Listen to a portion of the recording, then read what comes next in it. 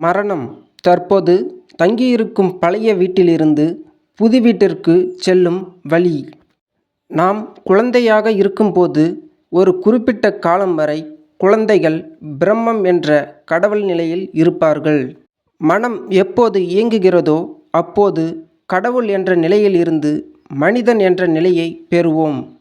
ஒரு மனிதன் வயதாகி இறக்கும் தருவாயில் இந்த உலகத்தின் நினைவுகள் முழுவதுமாக அழிந்துவிடும். அவர் பிரம்ம நிலையில் இருப்பார். பிறப்பு முதல் இறப்பு வரையில் உள்ள அந்த இடைப்பட்ட காலத்தில் எப்படி வாழ்கிறோம் என்பதை பொறுத்தே நாம் சொந்த வீட்டிற்கு செல்கிறோமா அல்லது திரும்பவும் இந்த பூமியில் வாடகை வீட்டிற்கு செல்கிறோமா என்பதை அந்த இடைப்பட்ட காலம்தான் முடிவு செய்யும். நாம் இறக்கும் தருவாயில் ஆணவம், கண்மம், மாயை என்ற மும்மலங்களால் பாதிக்கப்படாமல் இருந்தால் அந்த ஆன்மா பிரம்ம நிலையை அடைந்து பிறவா நிலையை அடையும். அப்படி இல்லையென்றால் மீண்டும் இந்த பூமியில் பிறப்பெடுக்கும்.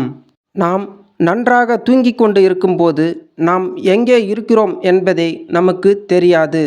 அதுபோல்தான் மரணத்திற்கு பின் நாம் எங்கே இருக்கிறோம் என்பது நமக்கு தெரியாது.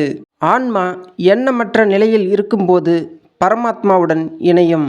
அப்போது வாழ்ந்த சித்தர்கள் உயிருடன் இருக்கும்போதே பிரம்ம நிலையில் இருப்பார்கள். அதனால்தான் உயிருடன் இருக்கும்போதே இறைவனை பார்த்தனர் நமது சித்தர்கள்.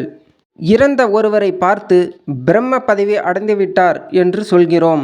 அதற்கு காரணம் அவர் எண்ணமற்ற நிலையில் இருப்பதனால்தான். இறந்தவர்கள் பேயாக சுத்துகிறார்கள் என்று சொல்வதை கேட்டிருப்போம்.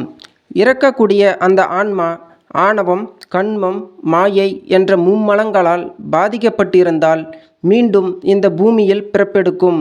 இதனையே இறந்தவர் பேயாக சுத்துகிறார்கள் என்று சொல்லியிருக்கிறார்கள். மரணம் என்ற ஒன்று இல்லையென்றால் நம் வாழ்க்கை நரகமாகிவிடும். நன்றி, வணக்கம்.